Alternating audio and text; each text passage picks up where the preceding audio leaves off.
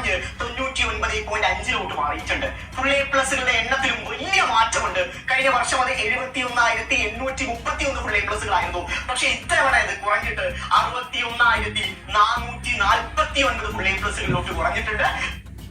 10,000 full A plus കുറഞ്ഞു. ഈ ആരുണ്ട് അതൊക്കെ അതിന് എടോ 10,000 ഫുൾ എ പ്ലസ് കുറഞ്ഞെന്ന് പറഞ്ഞാല് നമ്മളെ വിജയ ശതമാനം തന്നെ കുറെ കുറഞ്ഞിട്ടുണ്ട്.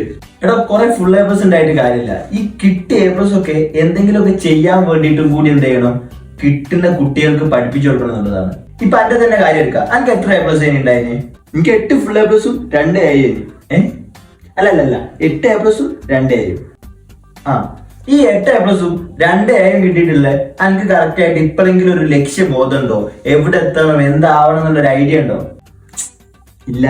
ഇതൊന്ന് ആലോചിക്കുക. എനിക്കൊരു ലക്ഷ്യമുണ്ട്, കോഴിക്കോട് ബീച്ചിൽ പോയി കാണണം അങ്ങനെ ലക്ഷ്യം എന്ന് വിചാരിക്കുക. എന്റെ കയ്യിൽ 100 റുപ്യ അല്ലെ 150 റുപ്യ ഉണ്ട്. ഇജ് ബസ്സിനോ വണ്ടിയിൽ പെട്രോൾ അടിച്ചിട്ടോ എന്ത് ചെയ്യും, പോയി കോഴിക്കോട് ബീച്ച് കാണും. ഇനി എന്റെ കയ്യിൽ 150 രൂപ ഉണ്ട്, ഇതെന്താ ചെയ്യേണ്ടതെന്ന് ഒരു ഐഡിയ ഇല്ലാന്നുണ്ടെങ്കിൽ ഒരു പക്ഷെ എന്റെ കയ്യിലുള്ള ക്യാഷ് വെറുതെ ഇരിക്കുക എന്നല്ലാതെ അത് കറക്റ്റ് ആയിട്ടുള്ള ഒരു ലക്ഷ്യത്തിന്റെ ഫുൾഫിൽമെന്റിന് വേണ്ടിയിട്ട് എനിക്ക് ഉപയോഗിക്കാൻ വേണ്ടിയിട്ട് പറ്റിക്കോണമെന്നില്ല എന്നുള്ളതാണ്.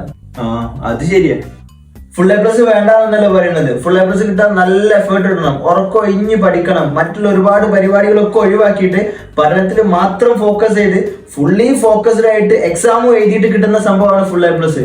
ബട്ട് അതിന്റെ കൂടെ തന്നെ വേണ്ട ഒരു സംഭവമാണ് എന്താണ് ആ കുട്ടി എത്തിച്ചേരേണ്ട ലക്ഷ്യം എന്നുള്ളത് കൂടി എന്ത് ചെയ്യണം, ആ കുട്ടിയെ പറഞ്ഞ് പഠിപ്പിക്കണം എന്നുള്ളതാണ്. ആ ശരിയാ.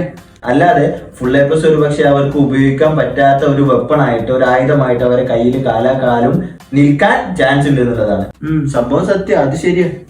അതിനുള്ള ഉത്തമ ഉദാഹരണമാണ് ആര്? ഡിജി. ആ പറഞ്ഞ ശരിയാ. ഇതന്നെ പറഞ്ഞേ, കുറെ ഫുൾ എ പ്ലസ് കിട്ടിയിട്ട് കാര്യമില്ല, ബാക്കിയുള്ളവർ പറഞ്ഞതിന് ശരിയിട്ട് ഇങ്ങനെ ഇരിക്കാം കേട്ടോ. ഇനി അതല്ല, എനിക്ക് എന്റെ ജീവിത ലക്ഷ്യം കണ്ടെത്തണം എന്നുണ്ടെങ്കിൽ നമ്മളെ ടീം കണ്ടക്ട് ചെയ്യുന്ന ഒരു സമ്മിറ്റ് ഉണ്ട് ഈ വരുന്ന മെയ് 18-നാണ്. അതിൽ ജോയിൻ ചെയ്താൽ എനിക്ക് എന്റെ ലൈഫിൽ ഫുൾ എ പ്ലസ് വാങ്ങാം. ശരിയാ.